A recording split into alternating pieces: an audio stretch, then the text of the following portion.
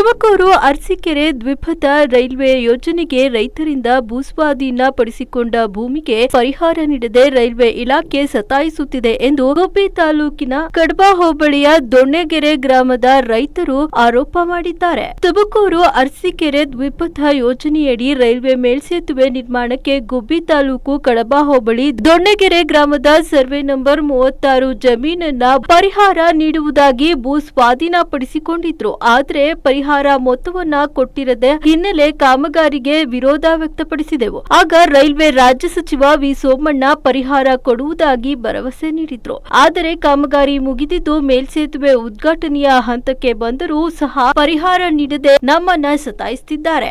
October 14ರಂದು ಜಿಲ್ಲಾಧಿಕಾರಿಗಳು ನ್ಯಾಯಾಲಯ ಸಭಾಂಗಣದಲ್ಲಿ ಬೆಲೆ ನಿರ್ಧರಣಾ ಸಮಿತಿಯ ಸಭೆಯನ್ನ ಕರೆದು ಪರಿಹಾರ ನೀಡುವುದಾಗಿ ಹೇಳಿದ್ರು. ಆದರೆ ಈಗ ಜಮೀನು ಇಲ್ಲ, ರೈಲ್ವೆ ಇಲಾಖೆ ಪರಿಹಾರ ಹಣವನ್ನು ಕೊಡುತ್ತಿಲ್ಲ. ಮೇಲ್ಸೇತುವೆ ಉದ್ಘಾಟನೆಗೆ ಸೋಮಣ್ಣ ಬರುತ್ತಾರೆ ಎಂದು ಹೇಳಲಾಗುತ್ತಿದ್ದು, ಅಂದು ನಾವು ಮೇಲ್ಸೇತುವೆ ಉದ್ಘಾಟನೆ ಮಾಡಲು ಬಿಡುವುದಿಲ್ಲ ಎಂದು ರೈತರು ತಮ್ಮ ಆಕ್ರೋಶವನ್ನ ವ್ಯಕ್ತಪಡಿಸಿದ್ದಾರೆ. ಈ ಮೂಲಕ ರೈಲ್ವೆ ಇಲಾಖೆ ನಮಗೆ ಸೇರಬೇಕಾದ ಪರಿಹಾರ ಹಣವನ್ನ ನೀಡಬೇಕಾಗಿ ಭೂ ಮಾಲೀಕರು ಮನವಿ ಮಾಡಿಕೊಂಡಿದ್ದಾರೆ.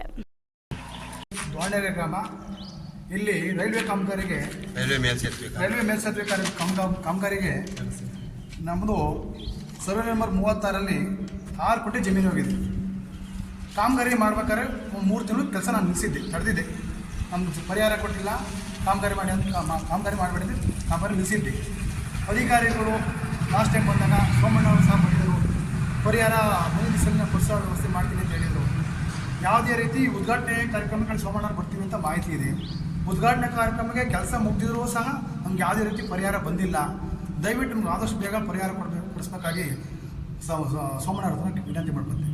ಇಲ್ಲಿ ಮೇಲ್ಸೇತುವೆ ಮಾಡೋಕ್ಕಿಂತ ಮುಂಚಿತವಾಗಿ ಕೆಳಸೇತುವೆ ಇದು ರೈಲ್ವೆ ಅಡಿಯಲ್ಲಿ ದಾಟೋಬೇಕಾದ್ರೆ ಭಾಳಷ್ಟು ವೆಹಿಕಲ್ಗಳು ಡಬಲ್ ಟ್ರ್ಯಾಕ್ ಆಗಿರೋದ್ರಿಂದ ಭಾಳಷ್ಟು ಅನಾನುಕೂಲ ಆಗ್ತಿತ್ತು.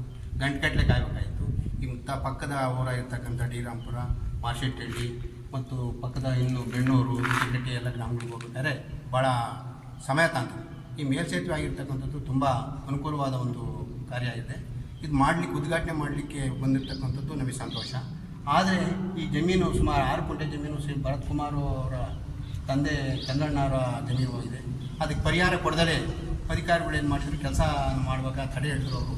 ಆದರೂ ಕೂಡ ಇವರು ಪರಿಹಾರ ನಾವು ಕೊಡಿಸ್ತೀವಿ ಅಂತ ಹೇಳಿ ಮಾನ್ಯ ಸೋಮಣ್ಣವರು ಜನಶಕ್ತಿ ಮತ್ತು ರೈಲ್ವೆ ಖಾತೆ ರಾಜ್ಯ ಸಚಿವರು ಹೇಳಿದರು. ಆದರೂ ಆಶ್ವಾಸನೆ ಮೇಲೆ ಕೆಲಸ ಮಾಡಲಿಕ್ಕೆ ಇವರು ಅವಕಾಶ ಮಾಡಿಕೊಟ್ರು. ಆದರೂ ಕೂಡ ಯಾವುದೇ ಪರಿಹಾರ ಇವ್ರಿಗೆ ದೊರೆತಿಲ್ಲ. ಅದೇ ಇದು ಮೇಲ್ಸೇತುವೆ ಉದ್ಘಾಟನೆ ಡೇಟ್ ಫಿಕ್ಸ್ ಆಗಿ ನಾಳೆ ಈ ಒಂದು ಕಾರ್ಯಕ್ರಮ ಮಾಡಲಿಕ್ಕೆ ಮಾನ್ಯ ಸಚಿವರು ಹಾಗೂ ಅಧಿಕಾರಿಗಳೆಲ್ಲರೂ ಕೂಡ ಬರ್ತೀವಿ ಅಂತ ನಮಗೆ ಮಾಹಿತಿ ಇದೆ.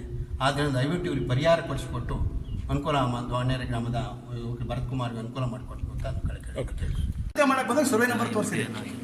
ಇದು ಎಲ್ಲ ಅಧಿಕಾರಿಗಳದ್ದು ತಪ್ಪಿದೆ. ಅವೈಜ್ಞಾನಿಕ ಕಾಮಗಾರಿ ಅಂತ ಹೇಳ್ಬೋದಿಲ್ಲ. ಏನೋ ನಮಗೆ ನೋಟಿಸ್ ಕೊಟ್ಟಿಲ್ಲ, ಏನೇ ಕೊಟ್ಟಿಲ್ಲ, ಕಾಮಗಾರಿ ಸ್ಟಾರ್ಟ್ ಮಾಡಿದ್ರು. ನಾನು ಬಂದು ತಡೆದಿದ್ದೀನಿ. 3 ತಿಂಗಳ ಕಾಲ ಕೆಲಸ ನಿಲ್ಲಿಸಿದ್ದೆ.